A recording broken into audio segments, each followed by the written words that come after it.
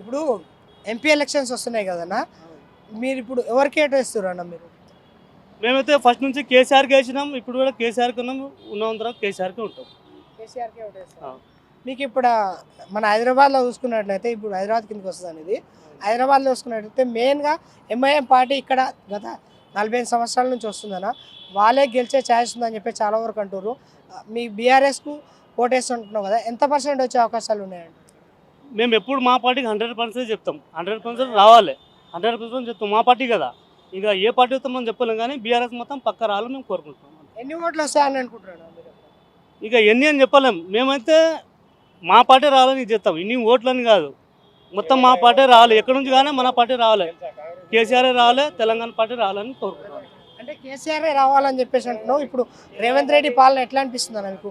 వచ్చి దాదాపు 115 రోజులు అవుతుంది, కొంతవరకు చాలా పథకాలు హామీలు చేస్తుండు, ఆయన మంచిగానే చేస్తుండు ఒకరికి. నేనైతే ఆటో నడిపిస్తా, ఆయన వచ్చినప్పటి నుంచి మాకు మొత్తం లాస్ ఉంది. కేసీఆర్ ఉన్నప్పటి నుంచి మాకు చాలా బాగుండే, మేము ఒక 1000, 500, 400, 1000 తీసుకుంటాం.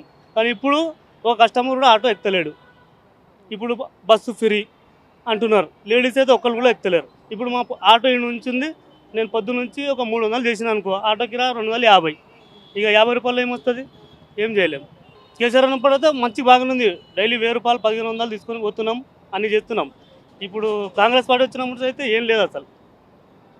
అంటే ఇప్పుడు రేవంత్ రెడ్డి పాలన అసలు ఇందుకు ఏ విధంగా అనిపిస్తుంది? అసలు ఈ పార్టీ ఏందో నాకు అది అర్థమే కాలేదు అసలు, ఇప్పుడు అర్థమే కాలేదు.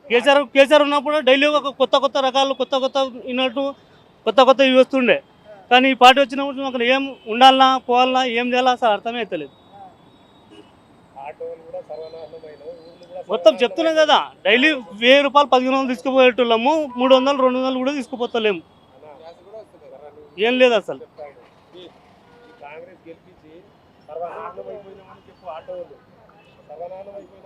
అయ్యేది ఆటో ఇండి ఉంది, నేను చూస్తున్నా ఆటో పక్కన, ఆటో నాదే ఉంది. ఆ ఆటో కావాలంటే ముంగల్ నంబర్ తీసుకో, నా పేరు చాంద్ పాషా. ఎస్, కాంగ్రెస్ పార్టీ అసలు ఏం లేదు మాకు అసలు.